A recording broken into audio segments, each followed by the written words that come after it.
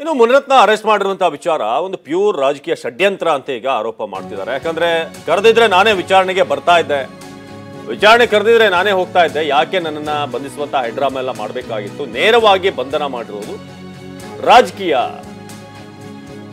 ನ್ಯಾಯಾಧೀಶರ ಮುಂದೆ ಮುನಿರತ್ನ ಆರೋಪ ಮಾಡಿದ್ದಾರೆ.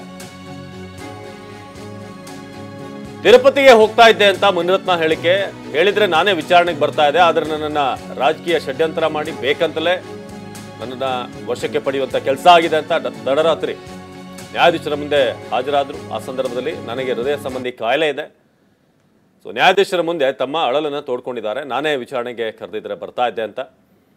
ಜೊತೆಗೆ ನಿತ್ಯ ಮೆಡಿಕಲ್ ಚೆಕಪ್ ಮಾಡಿಸುವಂತೆ ಜಡ್ಜ್ ಕೂಡ ಸೂಚನೆ ಕೊಟ್ಟಿದ್ದಾರೆ. ಅವರಿಗೆ ಹೃದಯ ಸಂಬಂಧಿ ಕಾಯಿಲೆ ಇದೆ ಅಂತ ಹೇಳಿದಾಗ ಡೈಲಿ ಚೆಕಪ್ ಆಗಬೇಕು ಅನ್ನೋ ರೀತಿಯಾಗಿ ಹೇಳಿದ್ದಾರೆ.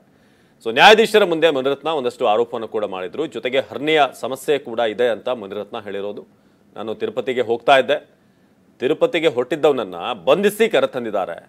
ಇದೆಲ್ಲವೂ ಕೂಡ ರಾಜಕೀಯಕ್ಕಾಗಿ, ದ್ವೇಷದ ರಾಜಕಾರಣಕ್ಕಾಗಿ ಮಾಡಿರುವಂಥ ಕೆಲಸ.